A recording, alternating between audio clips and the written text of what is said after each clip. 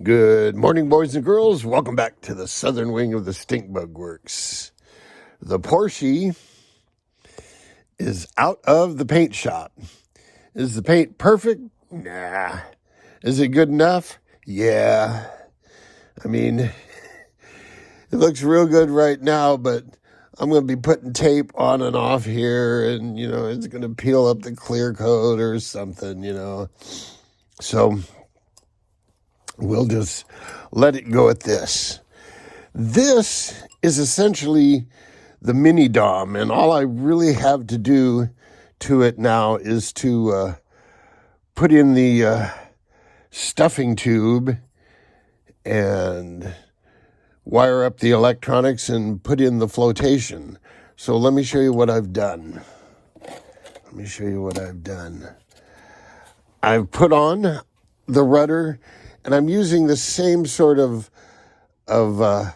coupler arrangement that the mini Dom uses to join this push rod and this push rod with just a coupler in between. And I can see it's kind of angling up like that, so I'll have to loosen this screw and tighten this screw. You can kind of adjust it by the way you set down these set screws. The rudder I've made into a breakaway. You can see I rounded the top there, and it now has a 3mm nylon bolt in there, so it'll kick up. I decided to use this style of turn fin as opposed to the big square one that's on the mini Dom and the Scored. And the reason I did that is these, you can angle them back and regulate the depth of them. And so you can see I kind of jury-rigged a little piece of G10 in here to hold this one. The rudder with this setup has absolutely no slop whatsoever. You might find a little bit here at the bottom, and that's it rocking in there. But this thing is just tight as can be. Inside, it's what you've seen before. As I'm thinking about it, this might just be a stunt boat and not much good for anything else. I think this motor, and what did I say this was? This was 3,600 RPM per volt, and I'm going to run it on 4S. It might be uncontrollable. I might have to go to 3S and put on a bigger prop. Lastly, I got to set the prop depth, and I'm going to cheat. I'm going to go to the mini Dom and the Cobra 450. The Cobra 450 is essentially this same boat again. It's got a little more rounded top deck, but it's essentially this boat. And I'll see where they put the prop. I think, if I recall, they had the prop sitting in front of the rudder, and this is long enough that the prop would be an inch behind the rudder.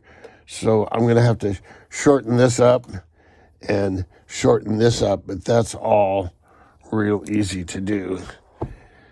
So there you go. And I'm going to keep the replaceable drive shaft arrangement where it's sealed in here on the transom with just this O-ring and a good tight fit. So there you go, boys and girls. Look for the maiden run on this thing sometime soon. I am planning sometime in April. I mentioned this yesterday. Sometime in April, my partner's going on vacation, and I'm going to go on vacation too. And my vacation is going to be going to the pond every day. That'll be my vacation. So stay tuned for that. We'll talk some more about the 2S challenge. Got you guys thinking, about the size of the boat. And that it's going to boil down to the size and style of a boat, because you've got to go fast on a straightaway, and yet you have to hook around a little turn, and the wider you swing on that turn, the longer it's going to take you to go around the course. So, this, it might even be, it might even be that one of those eco boats could be the secret to the challenge, because they're quick on the straights and they turn like nobody's business.